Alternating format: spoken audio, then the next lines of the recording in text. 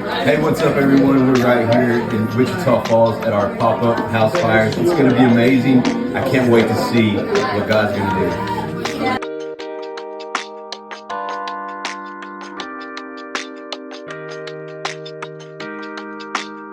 do. We live in union as one. Union, that word union means come together.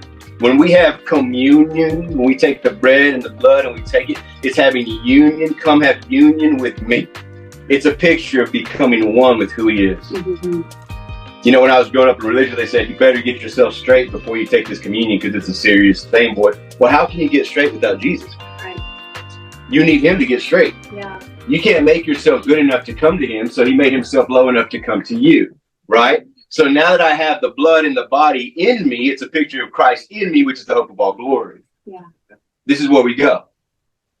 Because when we die to self, when we die to the old man, we're no longer alive to who we used to be. That means if I'm dead, the way that I used to think is dead, the way that I used to talk is dead, the way that I used to act and react is dead. The people I used to hang out with, that's not my life anymore. Yeah. I have a new life in Christ, and the life that I have is his life in me. It says this, watch this, my new life, watch this, is empowered. Everybody say empowered. You want to know how to live a life that's full of power? My new life is empowered, watch this, by the faith of the Son of God. Not faith in the Son of God. Those are two different things. I can have faith in Jesus all day long, but until I have the faith of Jesus in me, then I won't see the sick healed.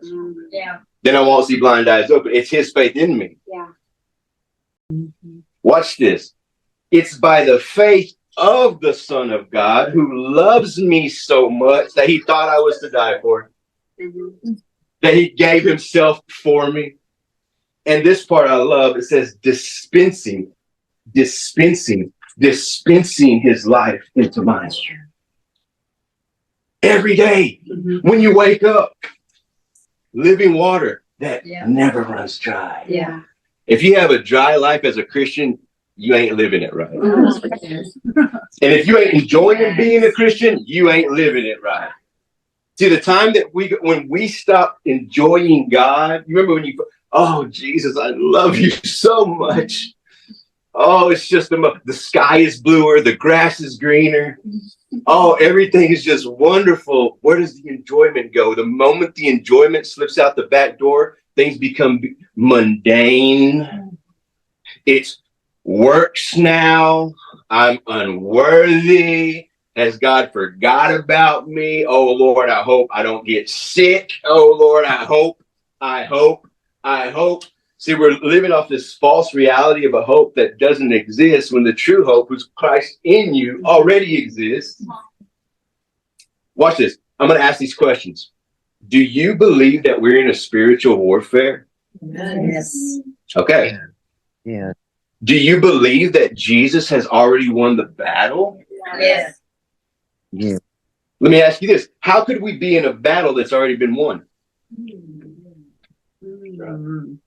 Do you see the double standard? Yeah. Do you believe that we're in a spiritual warfare? Everybody says yes. Do you believe that Jesus already won the battle? Everybody says yes. Well, how could we be in a battle that's already been won? Ooh, listen, our job isn't to fight a war. Why would God put that on us to fight a war that we didn't even start? If me and Kim were asleep in the bed and an intruder came to break in the house, why would I make my bride go out there and stop it? But how much more would the King of Kings, the bridegroom himself, look at his bride and say, hey, go stop the devil?